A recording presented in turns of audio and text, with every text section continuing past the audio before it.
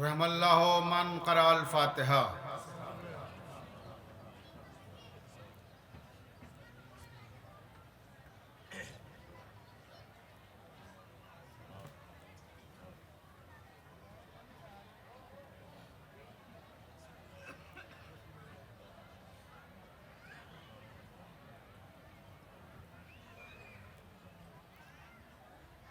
اعوذ باللہ من الشیطان اللعین الرجیم، بسم اللہ الرحمن الرحیم، الحمد للہ رب العالمین والعاقبۃ للمتقین والجنۃ للمطیعین والنار للملحدین، والصلاة والسلام علی مولانا مولا الثقلین ابی القاسم محمد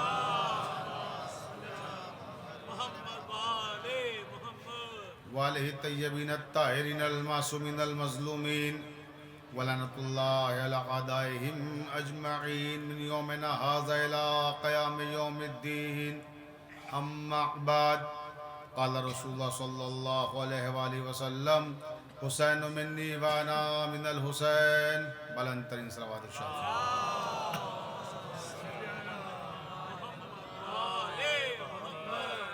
یہ کائنات اور اس کائنات کا ذرہ ذرہ محمد وآل محمد علیہ السلام کا مقروض ہے۔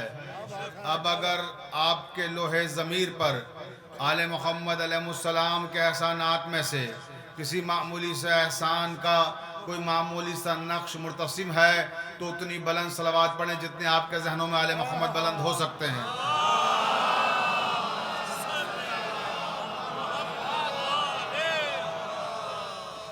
واجب الاحترام سامعین کرام، محبان اہل بیت علیہ السلام، میں نے جن مقدس کلمات کو سرنامہ سخن قرار دیا ہے وہ پیغمبر اسلام خاتم النبیین افضل المرسلین حضرت محمد مصطفیٰ صلی اللہ علیہ وسلم کے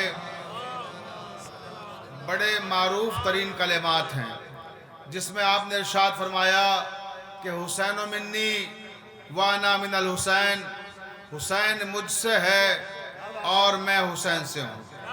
یہ وہ کلمات ہیں جو ہماری قوم کے بچے بچے کو ازبر ہیں، لیکن ہوتا کیا ہے کہ کبھی کبھی وہ کلمات جو ہمیں بہت ازبر ہوتے ہیں، وہ چیزیں جو بہت سامنے کی ہوتی ہیں، وہ کلمات جو ہمارے ذہن کا حصہ بنے ہوئے ہوتے ہیں، ہم ان پر اتنا غور و خوض نہیں کرتے جتنا غور و خوض کا وہ ہم سے مطالبہ کرتے ہیں۔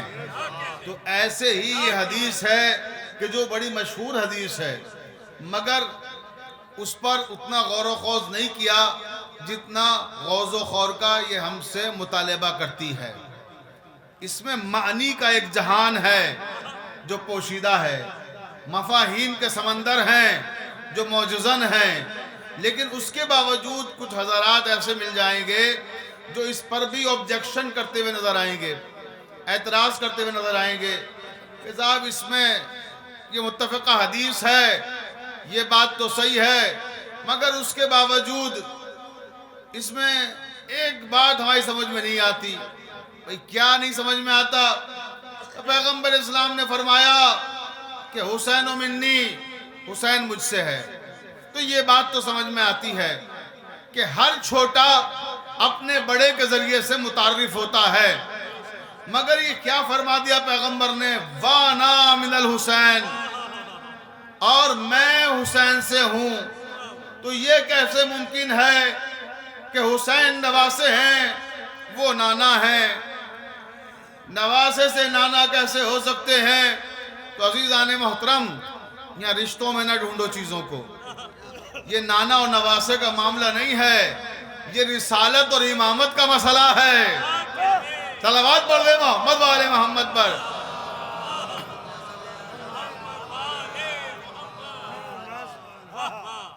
یہ نانا اور نواسے کا مسئلہ نہیں ہے محض، یہ رسالت اور امامت کا مسئلہ ہے۔ اب عزیزان محترم پھر بھی جو کہتے ہیں صاحب سمجھ میں نہیں آتا، وَأَنَا مِنَ الْحُسَيْن، حسین سے پیغمبر کس طرح سے ہیں، تو ان کے لیے ایک تمثیل دے دوں تاکہ بات واضح ہو جائے۔ کہ حسین رسول سے کس طرح سے ہیں اور حسین سے رسول کس طرح سے ہیں۔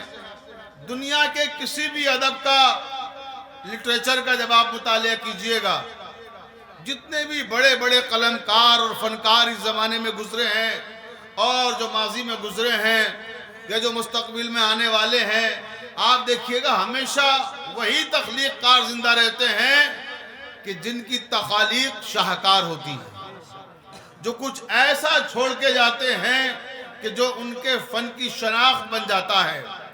مثلا آپ دیکھیں کہ آج پوری دنیا میر انیس کے نام سے واقف ہے۔ تو میر انیس کے نام سے کیوں واقف ہیں؟ کیونکہ انیس نے شاہکار مرثیے لکھے، اور جہاں ایام ازاں آیا، دنیا کے کسی بھی خطے میں آپ رہتے ہوں، آپ پنجاب میں رہتے ہوں، آپ ہماچل پردیش میں رہتے ہوں، آپ اتر پردیش میں رہتے ہوں، آپ مغربی بنگال میں رہتے ہوں، آپ لندن میں رہتے ہوں، آپ امریکہ میں رہتے ہوں، آپ جرمنی میں رہتے ہوں، آپ کینیڈا میں رہتے ہوں، ہر ملک میں ہر جگہ ایام ازاں آتے ہی انیس کے مرثیوں کا سلسلہ شروع ہو جاتا ہے کہ دنیا بھر میں انیس کے مرثیے پڑھے جاتے ہیں۔ تو آج اگر انیس زندہ ہیں تو کیوں زندہ ہیں؟ اپنے مرثیوں کی وجہ سے، اپنی تخلیق کی وجہ سے۔ آج مرزا غالب پورے اردو ادب پہ غالب ہیں تو کیوں غالب ہیں؟ اپنی شاعری کی وجہ سے۔ اور غالب نے تو ایک کلیہ توڑ دیا۔ وہ کلیہ کیا ہے؟ کہ ہمارے ذہن میں کہ ہماری نسل سے ہمارا نام چلتا ہے، یعنی اگر ہمارے پاس اولاد نرینہ ہے، بیٹا ہے، تو ہمارا نام چلے گا، اور بیٹی ہے تو گویا لوگ اداس ہو جاتے ہیں کہ صاحب نسل کیسے چلے گی، نسل تو بیٹے سے چلتی ہے۔ ارے تم بیٹے سے نسل چلانے والوں یہ بھول گئے کہ رسول خدا کی نسل بیٹی سے چلی ہے۔ صلوات پڑھ دیں محمد والے محمد پر۔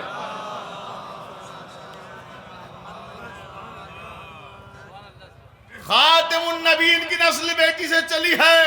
یہ میری ماں بہنیں سنیں، پوری دنیا کے خطے خطے میں یہ آواز سمانہ سے اٹھنے والی گونج رہی ہے، اور اس درگاہ سے پیغام جا رہا ہے کہ یاد رہے کہ اسلام بیٹے اور بیٹی میں امتیاز کا قائم نہیں ہے، بیٹے اور بیٹی میں امتیاز قائم نہیں کرتا، امتیاز کا قائل نہیں ہے۔ اسلام کہتا ہے کہ بیٹا بیٹی دونوں برابر سے ہیں، دونوں کے حقوق کا اعلان کرتا ہے اسلام۔ تو میں عرض کر رہا تھا کہ غالب نے کلیہ بدل دیا۔ وہ کیا کہ ہم کہتے ہیں کہ صاحب بیٹے سے نسل چلتی ہے، بیٹے سے نام زندہ رہتا ہے۔ غالب کے 7 بیٹے ہوئے، اور 7 بیٹے پیدا ہونے کے کچھ دن بعد، کوئی سال میں، کوئی 6 مہینے میں، کوئی 1.5 سال، 2 سال، 3 سال، 4 سال، 5 سال مر گئے۔ 7 بیٹے اللہ تعالیٰ نے غالب کو دیے، مرزا اسد اللہ خان غالب، اور 7 بیٹے انتقال کر گئے۔ یادگار غالب میں مولانا الطاف حسین حالی نے لکھا ہے کہ جب 7 بچے مر گئے تو مرزا غالب نے اپنے بھتیجے عارف کو گود لیا۔ جب عارف کو گود لیا تو 18 سال کا ہو کر عارف بھی مر گیا۔ بھتیجا گود لیا، 18 سال کا جوان ہو گیا اور وہ بھی مر گیا۔ اس کا مرثیہ بھی غالب نے لکھا ہے، دیوان غالب میں موجود ہے عارف کا مرثیہ۔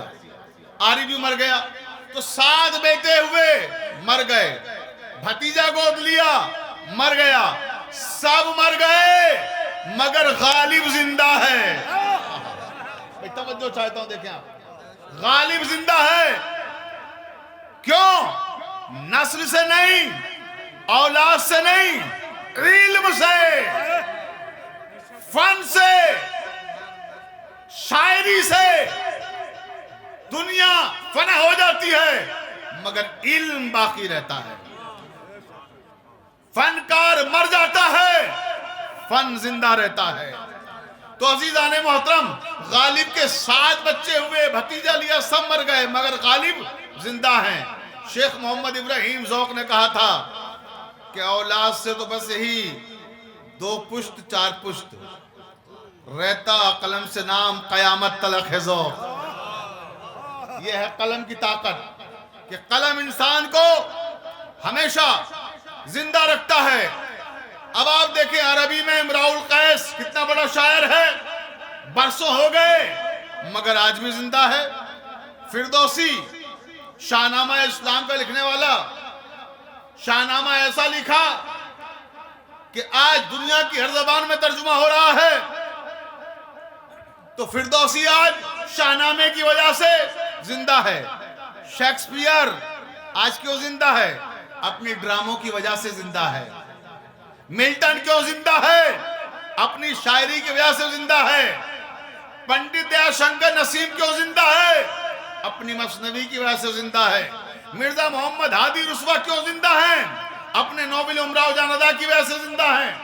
تو عزیزان محترم، یہ سارے فنکار آج کیوں زندہ ہیں؟ اپنے فن پاروں کی وجہ سے۔ عرض کیا کر رہا تھا؟ اب واپس وہیں آ جائیے۔ وانا من الحسین، پیغمبر نے کہا کہ میں حسین سے ہوں۔ حسین سے پیغمبر کس طرح سے ہیں؟ اب عرض کرتا ہوں کہ میں نے جتنے فنکاروں کے نام لیے ہیں، یا جو عربی، فارسی، اردو، پنجابی، ہندی، سنسکرت، جتنی بھی بھاشائیں ہیں، زبانیں ہیں، ان سب کے تخلیقات جو آپ کے ذہن میں آ سکتے ہوں انہیں اپنے ذہن میں لے آئیے۔ اور یہ سارے فنکار کیوں زندہ ہیں؟ اپنی تخلیقات کی وجہ سے۔ اب آئیے میرے ساتھ تصورات کی دنیا میں کہ ان سب کی تخلیقات ایک لائبریری کے اندر رکھی ہوں، مگر یہ تخلیقات ابھی شائع نہیں ہوئی ہیں، نان پبلش ورک ہے۔ ضمیر بھائی مخطوطے ہیں، قلمی نسخے، جیسے انیس کا مرثیہ مثلا خود انیس کے ہاتھ سے لکھا ہوا، اور غالب کی غزلیں خود غالب کے ہاتھ سے لکھی ہوئی۔ تمام تر شعراء اور ادباء و خطباء جن کا میں نے ذکر کیا، ان کی تخلیقات خود ان کے ہاتھ کی لکھی ہوئی ہیں، قلمی نسخے ہیں، ابھی شائع نہیں ہوئے۔ یہ تصور کر لیجئے تھوڑی دیر کے لیے، اور وہ سب لائبریری کے اندر رکھے ہوئے ہیں۔ اچانک اس لائبریری کے اندر آگ لگ گئی۔ اب جو آگ لگی تو ساری تخلیقات اسی کے اندر ہیں، اور وہ بھی قلمی، ابھی شائع نہیں ہوئے نسخے۔ لوگ جمع ہونے لگے کہ علمی سرمایہ ہے، جل کے خاک ہو جائے گا۔ آگ کی لپٹیں تیز ہوتی جا رہی ہیں، لوگوں کی تشویش بڑھ رہی ہے، فکر بڑھ رہی ہے کہ کیا ہوگا، سب جل کے خاک ہو جائیں گی۔ انصاف سے بتائیے گا کہ کیا آپ کے یہ سب کہنے سے وہ کتابیں بچ جائیں گی؟ نہیں بچیں گی۔ اسی میں ایک نوجوان آگے بڑھا، اس نے اپنی جان کی بازی لگائی اور وہ گھس گیا اس جلتی ہوئی آگ میں، اور اس نے ان ساری کتابوں کو سمیٹنا شروع کیا اور اپنے دامن میں ساری کتابوں کو بھر لیا، اور جلتی ہوئی آگ سے ان کتابوں کو نکال کے باہر لے آیا۔ بھئی توجہ چاہتا ہوں۔ اب عزیزان محترم، یہ کتابیں جو نان پبلش ورک تھا، ابھی شائع نہیں ہوئی تھی، اب اس نے شائع کرائیں۔ اگر وہ شائع نہ کراتا، لوگوں تک نہ پہنچاتا، تو کوئی جانتا انیس کون تھے؟ میں توجہ چاہ رہا ہوں۔ کوئی جانتا غالب کون تھے؟ کوئی جانتا پنڈت دیا شنکر نسیم کون تھے؟ کون جانتا کہ شیکسپیئر کون ہے؟ کون جانتا کہ ملٹن کون ہے؟ سب کی کتابیں اصل قلمی نسخے اگر جل جاتے، تو اس نوجوان نے اپنی جان کی بازی لگا کر ان کی تخلیقات بچائیں اور بچا کر لوگوں تک پہنچایا۔ تو اب آج انیس اپنی وجہ سے نہیں زندہ ہے، پھر اس نوجوان کی وجہ سے زندہ ہیں۔ غالب اس کی وجہ سے زندہ ہیں، پنڈت دیا شنکر نسیم اس کی وجہ سے زندہ ہیں، مرزا محمد ہادی رسوا اس کی وجہ سے زندہ ہیں، فردوسی اس کی وجہ سے زندہ ہیں، ملٹن اس کی وجہ سے زندہ ہیں، شیکسپیئر اس کی وجہ سے زندہ ہیں۔ عزیزان محترم، یہی معاملہ تھا وانا من الحسین، کہ حسین سے رسول کیسے ہیں۔ 10ویں محرم کی تاریخ تھی، کربلا کا میدان تھا، یزیدیت کی آگ تھی۔ یزیدیت کی آگ نے 10ویں محرم کو کربلا کے میدان میں اس کتب خانہ اسلامی کو اپنی حصار میں لے لیا تھا، جس میں 1,24,000 نبیوں کی محنتیں تھیں۔ بھئی توجہ اسی کتب خانہ اسلامی میں تھی جسے یزیدیت کی آگ نے اپنے حصار میں لے لیا تھا. اس وقت حسین ابن علی نے اپنی جان کی بازی لگا کر اپنے 72 ساتھیوں کے ساتھ یزیدیت کی آگ کو بجھا دیا, اس کتب خانے کو بچا لیا.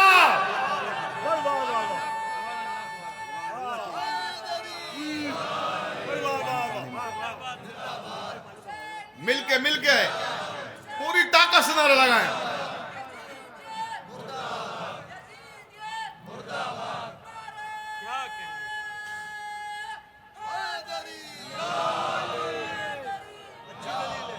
بھائی توجہ.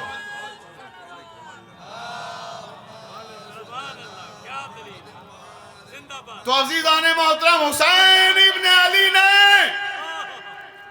اپنے لہو سے, اپنے 72 ساتھیوں کے خون سے یزیدیت کی اس آگ کو بجھا دیا اور 1,24,000 نبیوں کی نبوتوں کو بچا لیا.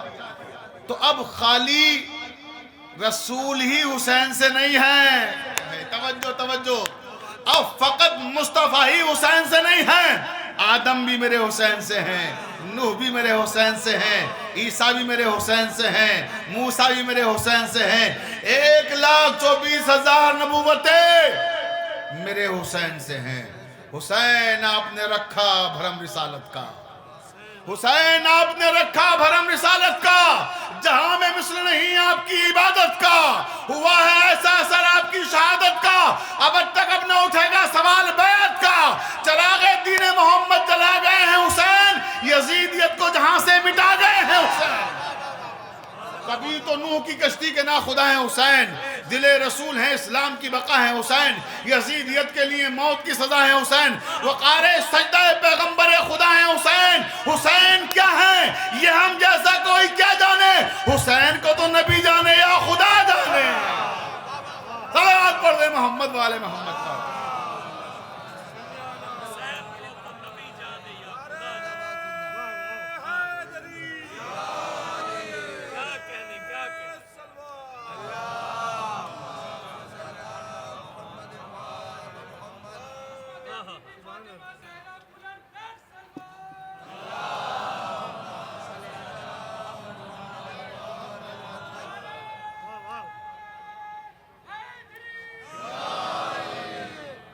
دیکھیں نعرہ جب لگائیے تو آپ کو معلوم ہے شہزادے کا نام کیا ہے جس کی بارگاہ میں آپ بیٹھے ہوئے ہیں؟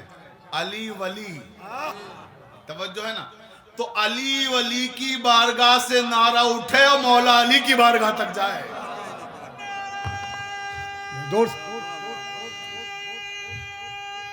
حیدری مل کے لگایا جائے نعرہ حیدری. زہرا کے شوہر, زہرا کے شوہر, حسنین کے بابا, حسنین کے بابا, ایما کا سمندر, ایک عرش بری پر شافع بیشار, ساقی کوثر, روزے پہ بلا لے ہم تیرے حوالے. نعرہ حیدری. جزاک اللہ, مولا آپ کی آمد کو قبول فرمائے. توجہ چاہتا ہوں زانے محترم, تو یہ وہ ہیں حسین کہ جنہیں ہم کیا جانیں گے, ہم کیا سمجھیں گے, جن کے لیے قرآن مجید نازل ہوا, جن کے خانوادے کی عظمتیں قرآن چیخ چیخ کر پکار کر بیان کر رہا ہے. اب کسی کو نہ سنائی دیں تو اس کا تو کوئی علاج نہیں ہے.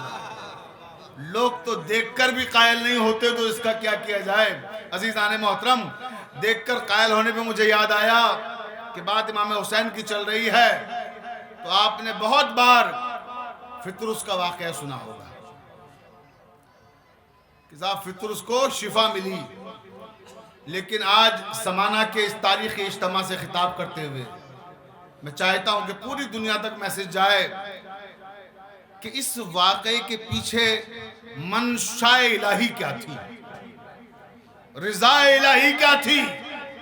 یہ محض ایک واقعہ نہیں ہے, اس کے پیچھے ایک پورا پس منظر ہے. ایک منظر ہے، منشاء الہی مخفی ہے، رضا الہی مخفی ہے۔ واقعہ کیا ہے وہ آپ کا سنا ہوا ہے، واقعہ مجھے نہیں سنانا، صرف چند کلمات کی طرف اشارہ کر کے اصل مفہوم تک لا رہا ہوں، اصل مضمون تک لا رہا ہوں۔ واقعہ یہی ہے نا کہ آسمان سے 1,00,000 فرشتے لشکر کی شکل میں سید الملائکہ روح الامین جبرائیل کی سربراہی میں چلے۔ علامہ مجلسی علیہ الرحمن نے بحر الانوار میں لکھا ہے اور تمام شیعہ سنی کتابوں میں لکھا ہوا ہے واقعہ، پوری ذمہ داری کے ساتھ پڑھ رہا ہوں۔ کتنے فرشتے چلے؟ 1,00,000 فرشتے آسمان سے چلے۔ ایک نشیب میں ایک اور فرشتہ پڑا ہوا ہے جس کا نام ہے فطرس، جو عذاب الہی میں مبتلا ہے، جسے جنت سے نکال دیا گیا ہے، بالوں پر جس کے جل گئے ہیں، چھین لیے گئے ہیں، نشے میں پڑا ہوا ہے۔ اب یہ جبرائیل کا کارواں ادھر سے گزرا، اس نے کہا کہاں جا رہے ہو سید الامین، سید الملائکہ؟ جبرائیل نے کہا تمہیں نہیں معلوم نبی کریم کے یہاں نواسے کی آمد ہے، چھوٹا نواسہ آیا ہے، مبارکباد دینے جا رہے ہیں۔ کہا مجھے بھی لے چلو، آؤ۔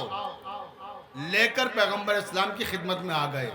اب یہاں ٹھہر کر ایک سوال کرنا چاہتا ہوں، اہل علم ہیں، اہل ادب ہیں، اہل سخن ہیں، اور پورے ہندوستان سے میری ماں بہنیں تشریف لائی ہیں، تمام مومنین عزادار مولا کے آئے ہیں۔ آپ سب کو گواہ کر کے کہہ رہا ہوں پوری ذمہ داری کے ساتھ کہ یہ 1,00,000 کا جو لشکر لے کے جبرائیل آئے ہیں، کیا یہ جبرائیل اس دروازے پر پہلی بار آئے ہیں؟ سینکڑوں بار آ چکے ہیں، دن رات کا آنا ہے، لیکن اس سے پہلے فطرس کو کیوں نہیں لائے؟ بھائی توجہ چاہتا ہوں۔ اور پھر یہ کہیں صاحب خاص موقع کا انتظار تھا، تو پھر جواب دیجئے، جب امام حسن پیدا ہوئے تھے اس وقت بھی اسی طرح سے فرشتوں کے لشکر آئے تھے۔ قبلہ دیکھیے گا، اس وقت بھی اسی طرح سے فرشتوں کے لشکر آئے تھے، مگر تب فطرس نہیں آیا، نہ لایا گیا۔ اس کا مطلب کیا تھا کہ اللہ کو کسی خاص موقع کا انتظار تھا۔ اب اسے کوئی خطابت نہ سمجھے، پوری ذمہ داری کے ساتھ کہہ رہا ہوں کہ اللہ کو انتظار تھا، ورنہ آپ مجھے انصاف سے بتائیے کہ جبرائیل امین کی یہ حیثیت ہے کہ اللہ کی مرضی کے بغیر اسے اللہ کے رسول کے پاس لے آئیں جس سے اللہ 6,000 سال سے ناراض تھا۔ بھئی 1-2 دن کا قصہ نہیں ہے، 6,000 سال سے اللہ ناراض تھا، اور جس سے اللہ 6,000 سال سے ناراض ہو جبرائیل اپنی مرضی سے لے آئیں گے؟ نہیں لا سکتے، کیونکہ جبرائیل اپنی حیثیت پہچانتے ہیں۔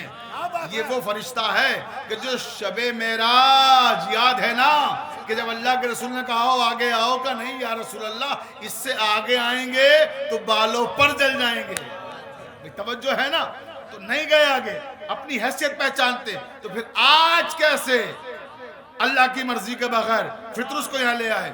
اس کا مطلب یہ ہے کہ مرضی کے بغیر نہیں لائے ہیں، رضا سے لائے ہیں۔ وہاں سے اشارہ ہوا کہ لے جاؤ، تو لے آئے۔ اچھا لے آئے، اب جو لے آئے تو فطرس کہتا ہے یا رسول اللہ سب کو انعام آپ دے رہے ہیں، خوشی کا موقع ہے، مجھے بھی انعام چاہیے، مگر انعام میں عذاب اور عتاب سے نجات چاہیے۔ بالوں پر جل گئے، بالوں پر چاہیے، جنت سے نکال دیا گیا ہوں، جنت میں داخلہ چاہیے۔ میں کہوں گا یا رسول اللہ وَمَا أَرْسَلْنَاكَ إِلَّا رَحْمَةً لِلْعَالَمِينَ، آپ کو اللہ نے ساری کائنات کے لیے رحمت بنا کے بھیجا ہے، دست رحمت پھیر دیجئے۔ لیکن نہیں، اللہ کے رسول نے ایسا نہیں کیا۔ کیا کہا کہ گہوارہ حسین سے مس کرو۔ جبرائیل گہوارہ حسین کے پاس لے کر آئے اور مس کیا۔ جیسے ہی گہوارہ حسین سے مس کیا، ویسے ہی جبرائیل امین نے دیکھا کہ فطرس ہواؤں میں اڑنے لگا۔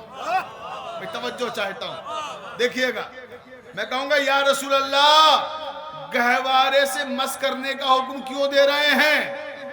امام حسین موجود ہیں، کہیے امام حسین سے مس کر دیں۔ کہا نہیں، کل کا مفتی جب فتویٰ دے گا، توجہ توجہ، کہ یہ عزا خانوں میں آ کے کیا مانگتے ہیں، بدعت ہے، تو بتا دینا کہ حسین سے مس نہیں کیا گیا، فطرس گہوارہ حسین سے مس کیا گیا۔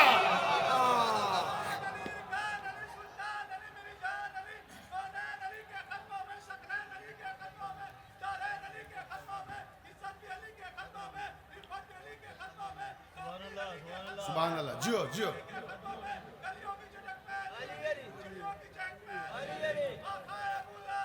مل کے جواب دے، علی علی، سب مل کے جواب دے پوری طاقت سے، علی علی،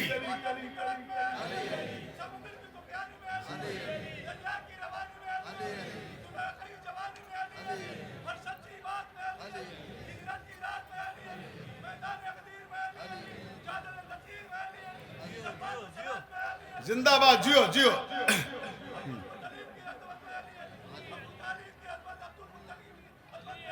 بے شک علی علی، علی علی، علی علی، علی علی، علی علی،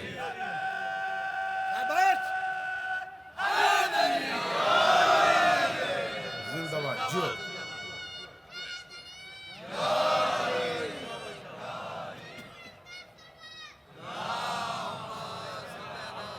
سبحان اللہ۔ آپ دیکھ رہے ہیں بڑے تو نعرے لگائے رہے ہیں ماشاءاللہ، چھوٹے چھوٹے بچے بھی نعرے لگا رہے ہیں۔ یہ ہے فرش عزا کی تربیت کا اثر، کہ ہمارے بچوں کو بھی شعور ہوتا ہے کہ کہاں پہ نعرہ لگانا ہے۔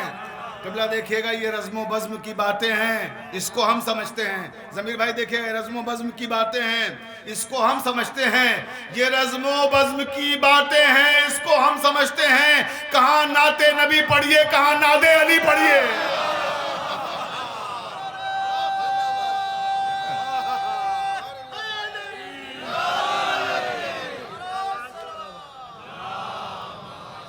ہماری ماں بہنوں کی عصمتوں اور عظمتوں پہ سلام بھیجتا ہوں میں، کہ ان کی پاکیزہ آغوش میں پروان چڑھنے کا اثر ہے، کہ انہی نے ولایت علی کو گھٹی میں پلا کے بھیجا ہے بچوں کو، جس کا اثر یہاں آ رہا ہے۔ تبھی تو مولا نے فرمایا تھا کہ جب میری محبت کی ٹھنڈک اپنے دل میں محسوس کرنا تو اپنی ماں کی سلامتی کی دعائیں کرنا، کہ تمہاری ماں نے امانتوں میں خیانتیں نہیں کی ہیں۔ صلوات پڑھ دینا محمد والے محمد پر۔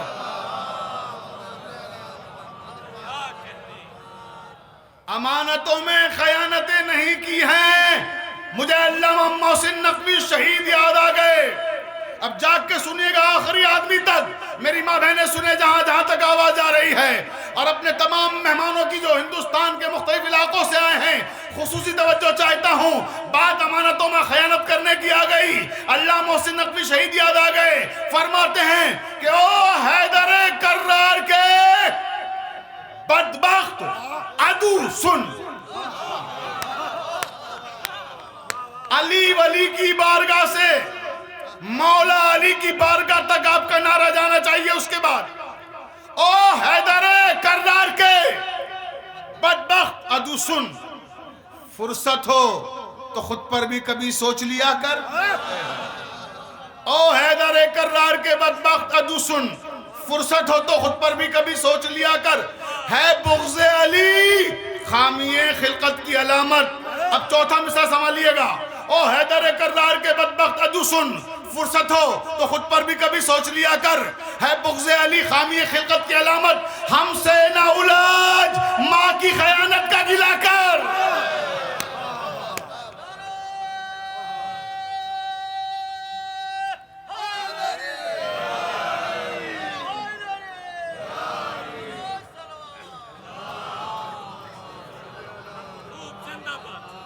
ہم سے نہ الجھ ماں کی خیانت کا گلہ کر۔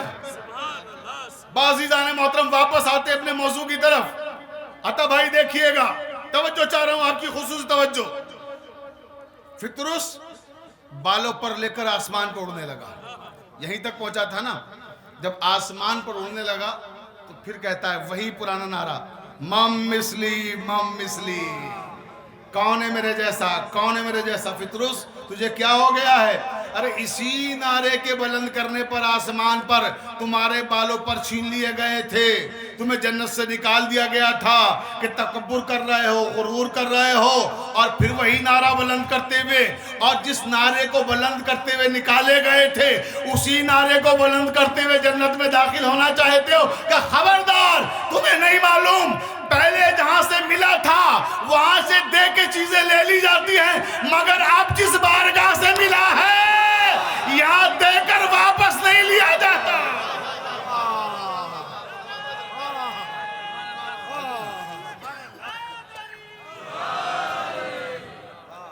دے کر واپس نہیں لیا جاتا، عطا کر کے واپس نہیں لی جاتی چیز۔ اب عزیزان محترم، یہاں ٹھہر کر پھر ایک سوال کرنا چاہتا ہوں۔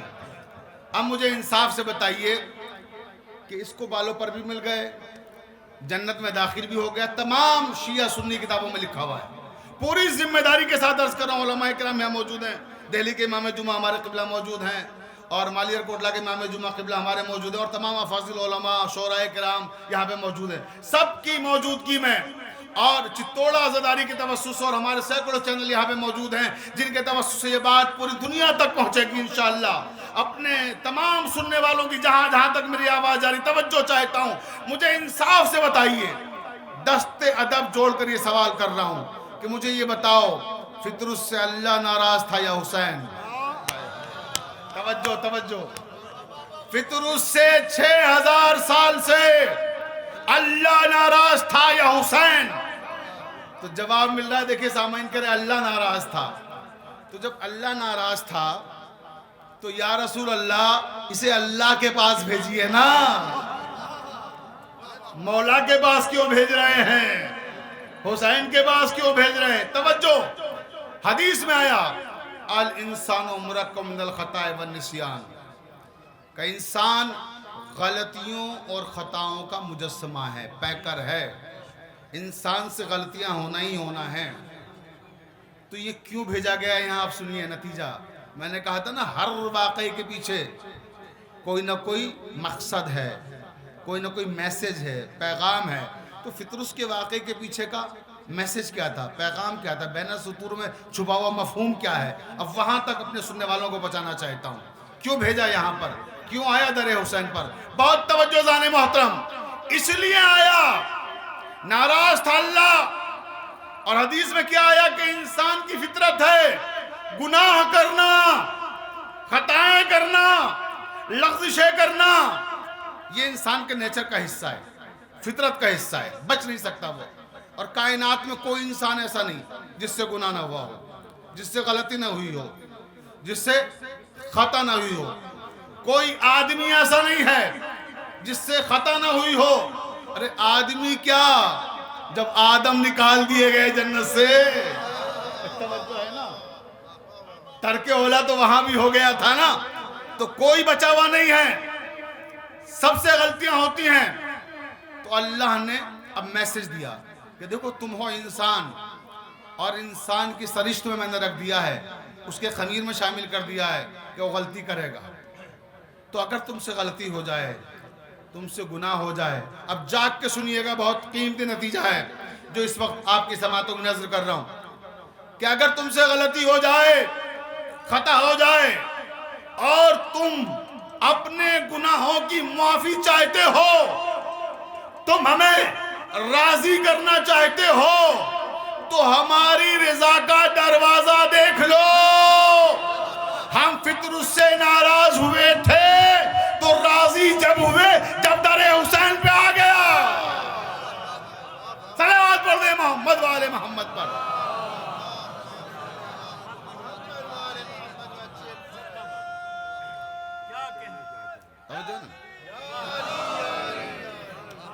عنبر ترابی صاحب، در حسین وہ در ہے کہ جہاں رضا الہی کی راہیں ہموار ہوتی ہیں۔ اگر رضا الہی حاصل کرنا چاہتے ہو تو در حسین پر آ جاؤ۔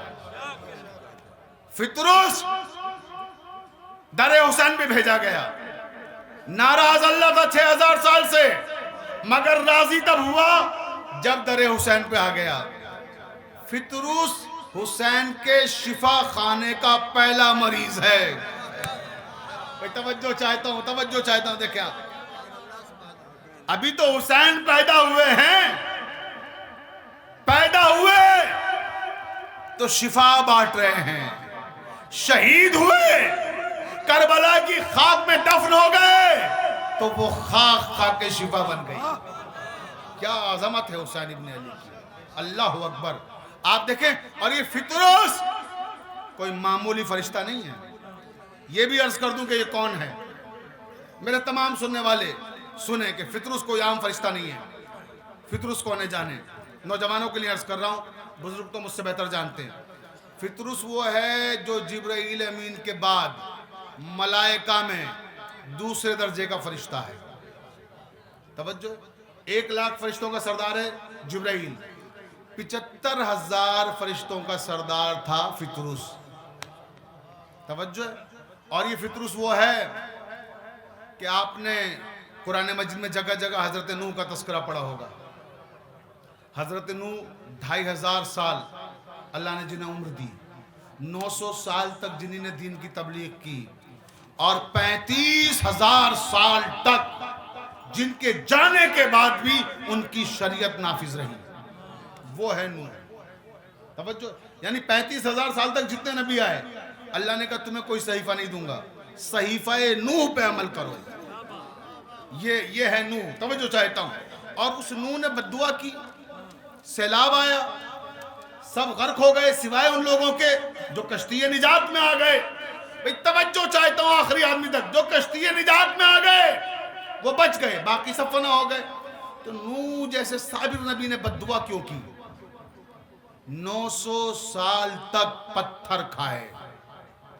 نصیب بھائی دیکھیے گا، 900 سال تک پتھر کھائے جناب نوح نے۔ بددعا یوں نہیں کر دی کہ کسی نے کوئی ظلم کیا اور بددعا کر دی، 900 سال تک برداشت کیا ہے، پتھر کھاتے رہے روز۔ صبح نکلتے تبلیغ کے لیے اور شام کو جب واپس آتے تھے لہو لہان، قوم پتھر مارتی تھی، پتھر کھاتے رہے، تبلیغ کرتے رہے۔ رات کو جب بستر پہ آتے تھے، صاحبان قصص الانبیاء لکھتے ہیں کہ بیوی ایسی پائی تھی کہ ایک گلاس پانی دینے کی روادار نہ تھی۔ زخمی نبی اپنے آپ سے اٹھ کے پانی نہیں پی سکتے، بیوی سے مانگے بیوی دیتی نہیں ہے، ایسی بیوی۔ اب آپ سمجھے، قرآن مجید میں 2 نبیوں کی بیویوں پہ لعنت بھیجی گئی ہے، ایک جناب نوح کی بیوی پر، ایک جناب لوط کی بیوی پر۔ اللہ نے نبیوں کی بیویوں پر لعنت بھیج کے بتا دیا کہ نبی کی بیوی ہونا کمال نہیں ہے، صاحب کردار ہونا کمال ہے۔ صلوات پڑھ دیں محمد والے محمد پر۔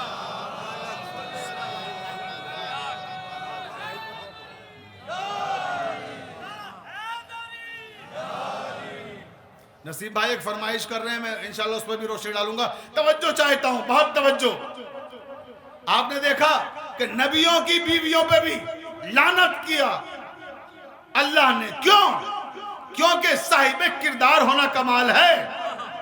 نبی کی بیوی ہونا کافی نہیں ہے کہ صاحب وہ بیوی ہے یہ بیوی ہے، ہوا کریں۔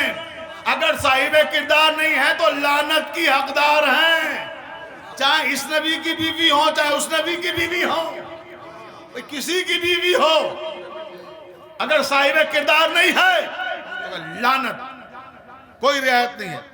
اب نوح تڑپ رہے ہیں، نوح تڑپ رہے ہیں، اللہ نے آسمان سے فرشتہ بھیجا۔ دیکھیں اسی کے لیے آپ کو زحمت دینا تھی۔ توجہ چاہتا ہوں اپنے تمام سننے والوں کی، لئیق بھائی آپ کی بھی خصوصی توجہ چاہتا ہوں۔ ہمارے اردو کے بہت بڑے قلمکار ہیں لئیق بھائی، مرثیے پہ بڑا کام کیا ہے لئیق صاحب نے ہمارے۔ جہاں جہاں تک بھی میری آواز جا رہی ہے، سب تک میری نگاہیں نہیں پہنچ رہی ہیں۔ دیکھیے گوہر تک ایک نگاہ پہنچی تو ایسے نہ جانے کتنے گوہر ہیں جو اس مجمع میں بیٹھے ہوئے ہیں۔ تو اگر میں کسی کا نام نہ لے سکوں تو مجھے معاف فرمائیے گا، میری نگاہیں جہاں تک پہنچے اتنی بھیڑ میں ذکر کر دیتا ہوں ضمناً۔ تو یہ لئیق بھائی دیکھیے گا، اس پر خصوصی توجہ چاہتا ہوں آپ جیسے سنجیدہ قلمکار کی، جس نے مرثیے کو اس زمانے میں ایک نئے انداز متعارف کرایا ہے۔ کیا کہ جناب نوح کے پاس اللہ نے فرشتہ بھیجا. فرشتہ آیا, نوح کی بیوی نہیں آئی, فرشتہ آیا. زخموں پر اس نے اپنے کافوری پر رکھے اور زخم بھر گئے, زخم مندمل ہو گئے, فرشتہ چلا گیا.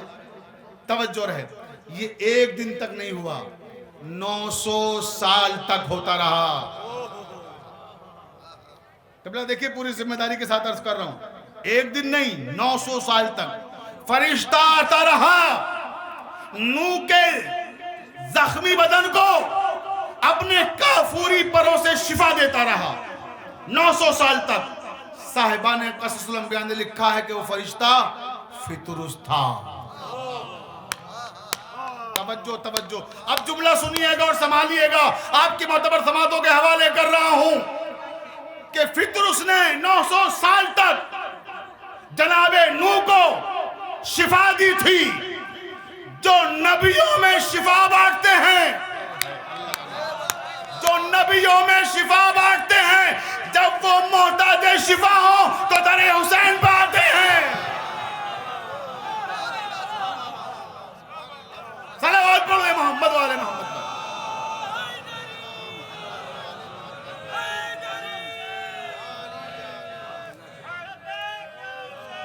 لبیک یا حسین. سب مل کے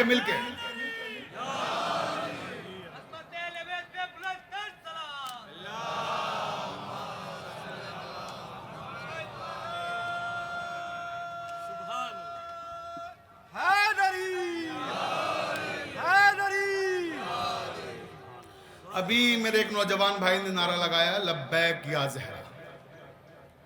اب یہاں ابھی تقریر کو 2 منٹ کے لیے روکوں گا, اور اب میری تقریر آخری مرحلے میں بھی آ گئی, کیونکہ مجالس بہت ہیں, ابھی لگاتار علماء ہمارے یہاں خطاب کر رہے ہیں اور مزید خطاب کرنا ہے علماء کو, تو میں زیادہ وقت نہیں لوں گا, اپنا وقت میں مکمل کر رہا ہوں. لیکن یہ جو لبیک یا زہرا کا نعرہ لگا ہے, یہ پنجاب کی تاریخی جگہ امام زادے یہاں پر تشریف فرما ہے.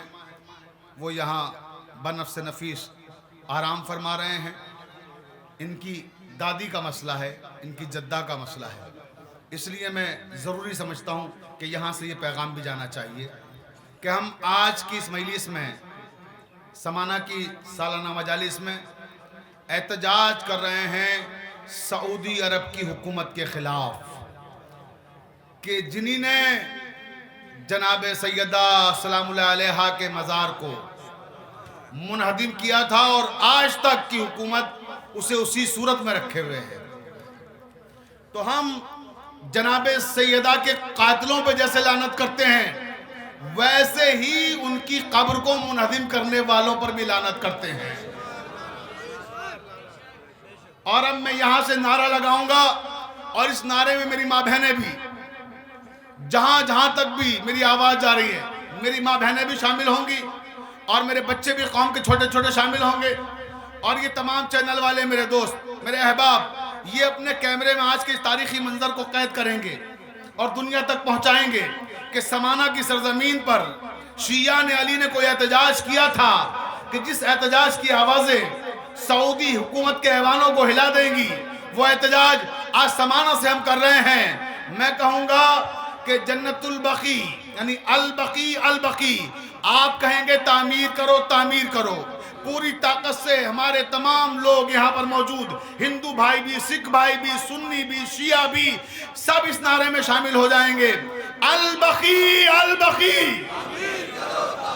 ہماری ماں بہنیں بھی شامل ہو جائیں اس نعرے میں. جناب سیدہ کا مسئلہ ہے, جس کی رگ میں جناب سیدہ کی محبت لہو بن کے دوڑ رہی ہے, وہ اس نعرے میں پوری طاقت سے دونوں ہاتھ اٹھا کر نعرے میں شامل ہو جائے.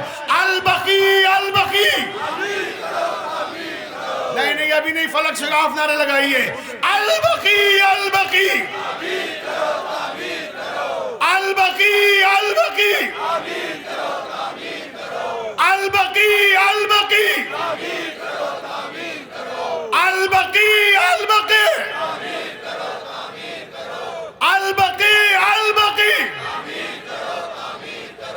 جزاک اللہ. زندہ باد. مولا آپ سب کو سلامت رکھے.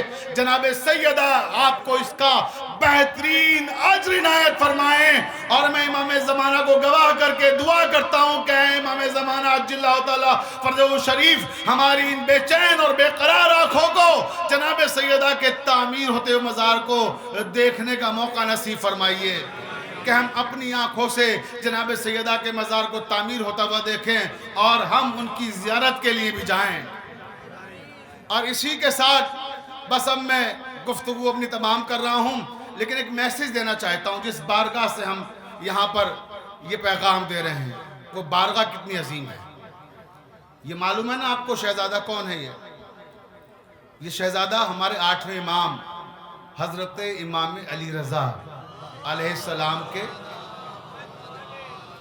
فرزند ہیں، علی ولی، جنہیں امام مشہد بھی کہا جاتا ہے، اور انہی کی وجہ سے اس کو مشہد ہند کہا جاتا ہے.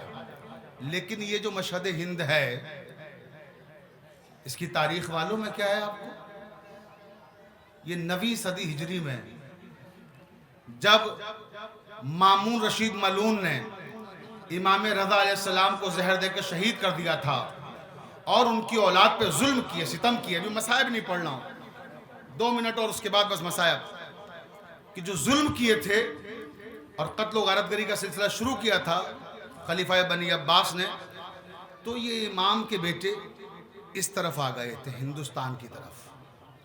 اور جب یہ ہندوستان کی طرف آئے تو یہ اس جگہ پر پہنچے جہاں آپ بیٹھے ہوئے ہیں.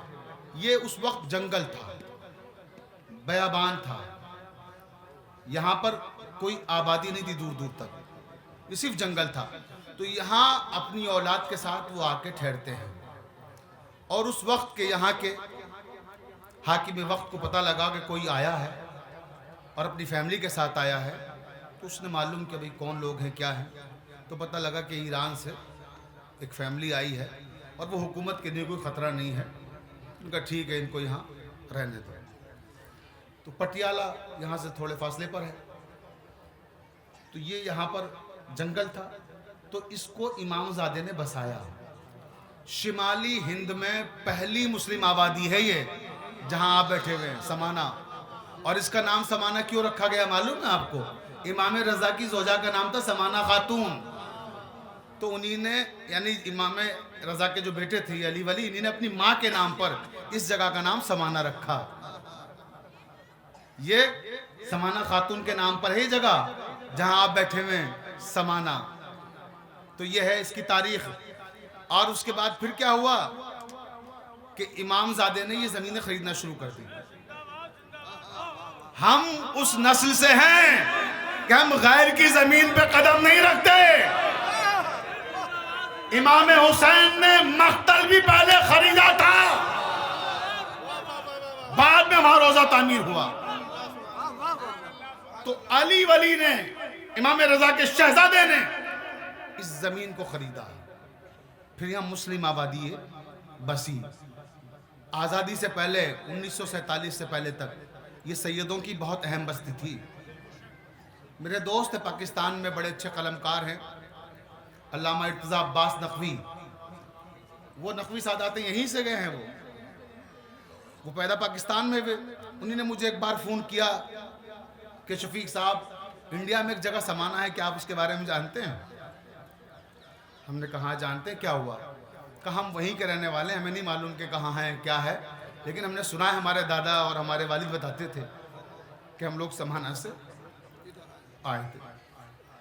یہاں بڑی قتل و غارت گری، سیدوں کو بہت قتل کیا گیا تھا اس وقت. 47 کے بعد جو ظلم و ستم ہوئے ہیں وہ آپ کے علم میں ہیں. اس میں جو قتل ہو گئے وہ قتل ہوئے اور جو بچ گئے وہ پاکستان چلے گئے یا ہندوستان کے مختلف خطوں میں بکھر گئے. یہ علاقہ چھوڑ دیا تھا. تو یہ جو خطہ ہے 1947 کے بعد یہاں ہمارے دوسرے برادران کا قبضہ تھا. اور میں تحسین کرتا ہوں اپنے ان بھائیوں کی بھی کہ جنہوں نے درگاہ ہمیں سونپی ہے. یہ جو قوم ہے نا جسے ہم سردار کے نام سے پہچانتے ہیں، یہ گرو نانک کے مسلک پر عمل کرنے والے لوگ، یہ دنیا میں جہاں بھی ہوں ان کی پہچان ایمانداری ہے.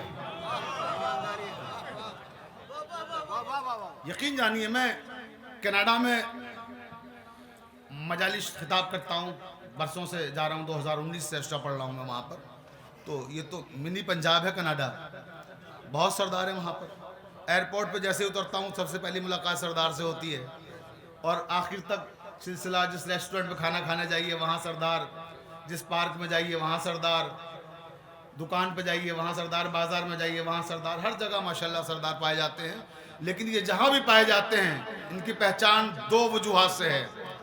ایک بہت محنتی ہوتے ہیں، دوسرے بہت ایماندار ہوتے ہیں. اور ان کی ایمانداری کا ثبوت یہ ہے کہ آج یہ درگاہ ہمارے پاس ہے، ورنہ یہاں کوئی نہیں بچا تھا.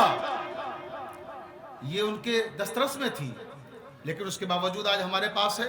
تفصیل کا موقع نہیں، یہ تاریخ بہت تفصیلی ہے، لیکن میں مختصر کر رہا ہوں بات کو کہ اس کے بعد یہاں پر غیر مسلم حضرات، خاص کر ہمارے سردار بھائی، وہ یہاں آتے رہتے تھے اور اس درگاہ پر حاضر ہوتے رہتے تھے.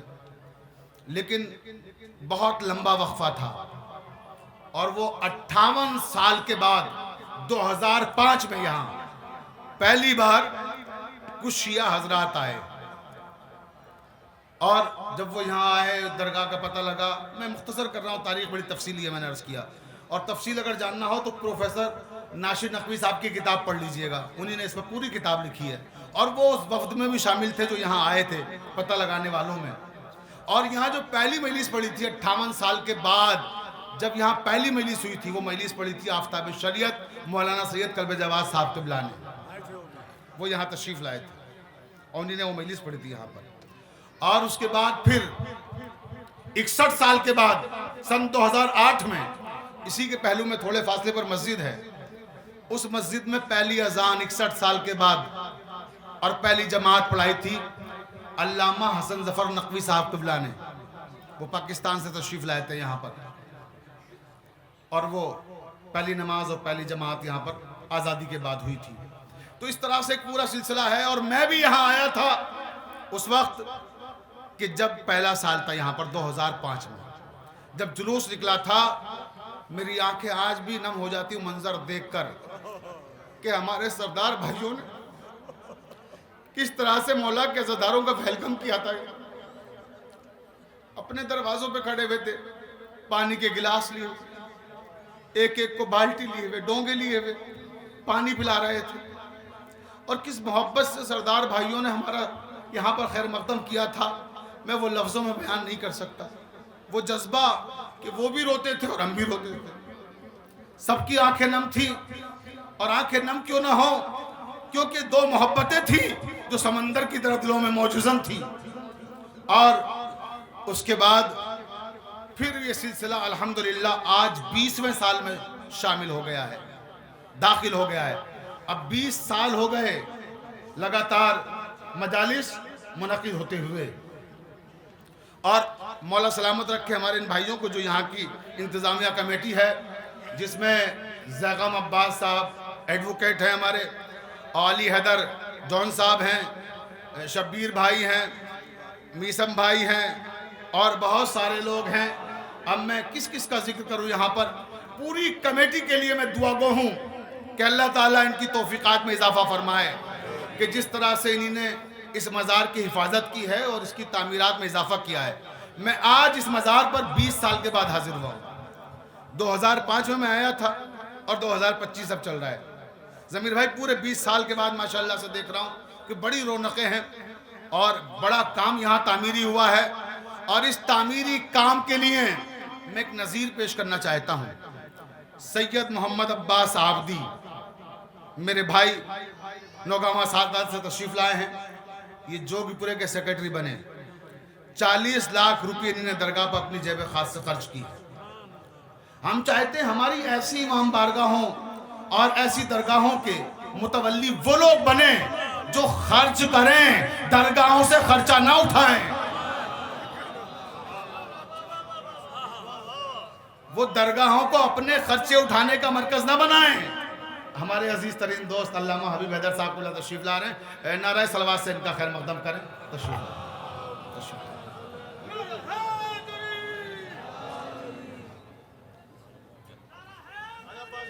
بیٹھو.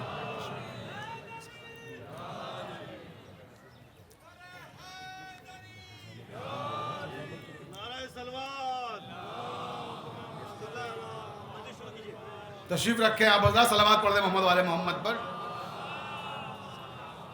قبلہ تشریف رکھیں.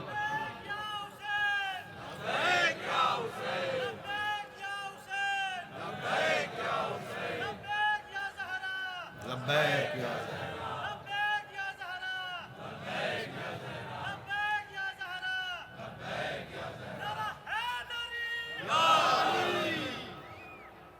حبیب بھائی، یہ اتفاقی کہیے کہ جب ہم لوگ درگاہ نجف جوگ پورے میں مجلس خطاب کرتے ہیں تو جب میں مجلس خطاب کرتا ہوں تو حبیب بھائی سننے کے لیے آتے ہیں، اور جب یہ خطاب کرتے ہیں تو میں سنتا ہوں. اور آج دیکھیے خود پھر یہاں پہ بھی سمانہ میں بھی وہ حالات بن گئے کہ ہم دونوں کی مجلسیں ماشاءاللہ مسلسل ہیں کہ اب میں پڑھ رہا ہوں تو یہ سن رہے ہیں اور میں آپ کو سن کے جاؤں گا انشاءاللہ. لیکن درمیان میں مجھے جانا پڑے گا، میری فلائٹ ہے، تھوڑی سنوں گا انشاءاللہ. صلوات پڑھ دیں محمد والے محمد پر. بس عزیزوں، میں نے آپ حضرات کی زحمت تمام کی تو میں عرض کر رہا تھا کہ محمد عباس عابدی جیسے لوگوں کی ضرورت ہے کہ ایسے لوگ ہماری درگاہوں میں لائے جائیں جو اپنی جیب خاص سے درگاہوں پر پیسہ لگائیں، درگاہوں کے ذریعے سے پیسہ کمائیں نہ، درگاہوں کو کمائی کا مرکز نہ بنائیں، درگاہوں پر پیسہ لگائیں. اور ہمارے اتر پردیش میں تو یہاں کا مجھے نہیں معلوم کیا حال ہے، جو ہمارے شیعہ وقف بورڈ کے چیئرمین ہیں سید علی زیدی، وہ لاتے ہی ایسے لوگوں کو ہیں جو بھرے ہوئے ہوں، یعنی جو پہلے سے صاحب حیثیت ہوں. ایسے لوگوں کو نہیں لاتے جو ننگے بھوکے ہوں درگاہوں سے پھر صاحب حیثیت بن جائیں. توجہ ہے نا؟ بھرے ہوئے کو لاتے ہیں، جس کی مثال ہمارے دوست مولانا حبیب حیدر صاحب قبلہ بھی ہیں. انہیں بھی ایڈمنسٹریٹر بنایا گیا تھا درگاہ عالیہ کا. الحمدللہ انہوں نے بھی بڑا تاریخی کام کیا اپنے زمانے میں، حوض علمیہ کی بنیاد رکھی. اب یہ بعد والوں کو فریضہ ہے کہ اسے آگے بڑھائیں کام کو. تو اس طرح سے سلسلے چل رہے ہیں اور کام ہو رہے ہیں. اور بس اب میں نے گفتگو تمام کی آپ حضرات کی، اور پھر میں ایک مرتبہ اپنے عزیز ترین دوست مولانا حبیب حیدر صاحب قبلہ کے حوالے سے ایک جملہ اور کہنا چاہتا ہوں.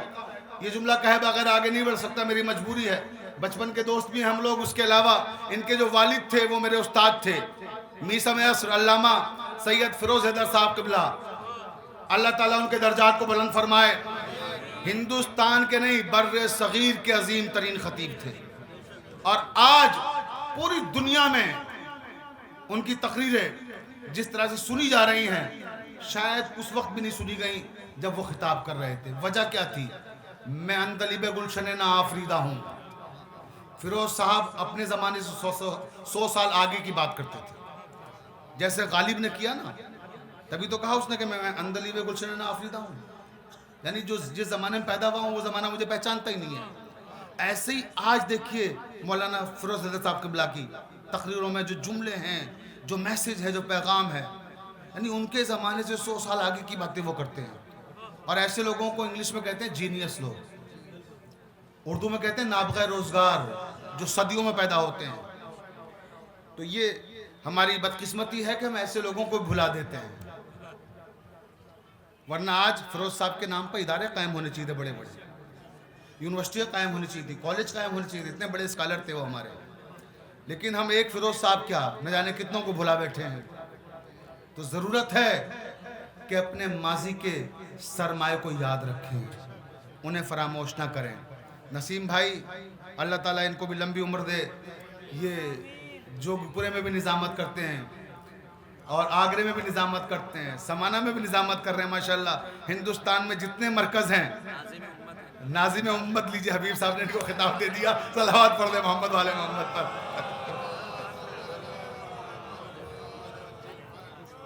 عزیزوں، مسافروں، سفر کر کے آئے ہو، بس اب ایک ایسی بیٹی کا ذکر سن لیجئے 5 منٹ اور مجلس تمام ہو گئی، کہ جو سفر کرنے کے لیے تڑپتی رہی. میری ماں بہنوں سفر کر کے آئی ہو بڑی دور دور سے، ہندوستان کے مختلف خطوں سے مومنین آئے ہیں، سب مسافر ہیں یہاں پر. اے مسافروں، ایک ایسی بچی کا تذکرہ کرنا چاہتا ہوں جو سفر کرنے کے لیے تڑپتی رہتی. اور آپ سفر کر کے آئے ہو، گھر چھوڑ کے آئے ہو. میری ماں بہنیں اپنے گھر چھوڑ کے سمانہ پہنچی ہیں، تو جو بچے وہاں ہیں ان سے رابطے میں ہیں، جو گھر والے وہاں ہیں ان سے رابطے میں ہیں، لیکن ہائے صغرا، بابا بابا کہہ کے تڑپتی رہی، کوئی خبر نہ ملی صغرا کو، خبر آئی تو خبر غم آئی۔ اجرکم اللہ، آپ نے شاندار استقبال کیا ہے شہزادی صغرا کے مصائب کا، یہی حق بنتا ہے۔ اے مسافروں، ایک ایسی بچی کا ذکر ہے جو سفر کی حسرت لیے میں اس دنیا سے چلی گئی۔ وہ کہتی تھی 28ویں رجب کو، بابا مجھے اپنے ساتھ سفر پہ لے چلیے۔ امام کہتے تھے صغرا آپ کو نہیں لے کر جا سکتے۔ قافلہ تیار ہو گیا، ایک ایک کے پاس آتی تھی، علی اکبر میرے بھائی بابا سے سفارش کر دیجیے، پھوپھی اماں بابا سے کہیے مجھے بھی لے چلیں۔ لیکن امام نے کہا فاطمہ آپ کو لے کر نہیں جا سکتے، فاطمہ صغرا آپ کو یہی رہنا ہے۔ اب روایت کی فکر ہیں، سنو گے میرے عزاداروں، مولا کے چاہنے والوں، عجیب فقرہ ہے۔ صغرا ایک مرتبہ ام رباب کے پاس آئی، اب مولا سننے کی طاقت دے میری ماں بہنیں سنیں۔ ام رباب کے پاس آئی، کہنے لگی اماں اگر مجھے نہیں لے کے جا رہی، اماں اگر مجھے نہیں لے کے جا رہی ہیں، اماں بابا نہیں اجازت دیتے کہ میں ساتھ جاؤں، اماں اگر میں سفر پہ نہیں جا سکتی تو میرے اوپر اتنا احسان کر دو، میرے بھائی علی اصغر کو مجھے دے دو، میں اپنے بھائی کو پال کر اپنی زندگی گزار لوں گی۔ اجرکم اللہ، مولا کوئی غم نہ دے آپ کو، سوائے غم حسین کے حق کے گریہ ادا کر رہے ہیں۔ علی اصغر 10 دن کے ہیں، شہزادہ علی اصغر 10 دن کا بچہ، 6 مہینے کے تو کربلا میں پہنچ کے ہوئے نا، ابھی 10 دن کا بچہ ہے۔ فاطمہ صغرا کو ام رباب نے علی اصغر دے دیا، علی اصغر کو فاطمہ صغرا نے کلیجے سے لگا لیا۔ عزاداروں آپ کو معلوم ہے چھوٹے بچے، جن کے گھر میں چھوٹے بچے، وہ ذرا یاد کریں منظر کہ چھوٹے بچے مٹھیاں بند رکھتے ہیں، چھوٹے بچے مٹھیاں بند رکھتے ہیں۔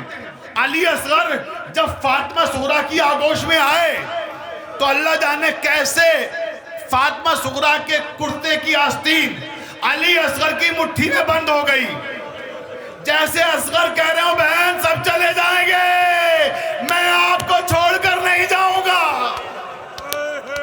اجرکم اللہ، مولا کوئی غم نہ دے آپ کو سوائے غم حسین کے۔ بہن میں آپ کو چھوڑ کر نہیں جاؤں گا۔ عزاداروں میری آواز آپ تک پہنچ رہی ہے، کوئی بات نہیں، یہ مائک اگر ابھی ٹھیک ہو جائے گا تو ٹھیک ہے، نہیں ہوگا تو میری آواز آپ تک پہنچ رہی ہے، میری بات آپ تک پہنچ رہی ہے۔ شہزادی صغرا کا مسئلہ ہے، روایت کے فقرے ہیں، راوی کہتا ہے کہ اصغر نے ایسے کرتے کی آستین اصغر نے ایسے مٹھیاں بند کی کہ فاطمہ صغرا کے کرتے کی آستینیں علی اصغر کی مٹھیوں بند ہو گئی، اور فاطمہ صغرا کو بھی یقین ہو گیا، فاطمہ صغرا کو بھی یقین ہو گیا، فاطمہ صغرا کو بھی یقین ہو گیا کہ جب دیکھا کہ کرتے کی آستینیں 10 دن کے بچے کی مٹھیوں بند ہو گئی ہیں، فاطمہ صغرا کو لگا کہ اب اصغر مجھے چھوڑ کر نہیں جائے گا، سب چلے جائیں مگر اصغر نہیں جائے گا۔ اب راوی کہتا ہے کہ قافلے کو جانے کے لیے دیر ہو رہی ہے، ایک ایک بی بی آتی ہے، کبھی زینب آئیں، اصغر نہیں آتے، ام لیلہ آئیں، اصغر نے فاطمہ صغرا کی آغوش نہیں چھوڑی، ام فروہ آئیں، علی اصغر صغرا کے کلیجے سے لپٹے رہے، ایک ایک بی بی آتی رہی۔ راوی کہتا ہے کہ خود ام رباب آ گئی، اصغر کی ماں آ گئی، جب ماں آئی کہ اصغر کربلا نہیں چلو گے؟ اصغر نے آنکھیں اٹھا کے ماں کی طرف دیکھا، آنکھیں بند کر کے بہن سے لپٹ گئے، جیسے یقین دلا رہے ہو ماں بہن کو تنہا کیسے چھوڑ دوں، اماں بہن کو تنہا کیسے چھوڑ دوں۔ اب روایت کے فقرے ہیں، عزاداروں مولا برداشت کرنے کی طاقت دے۔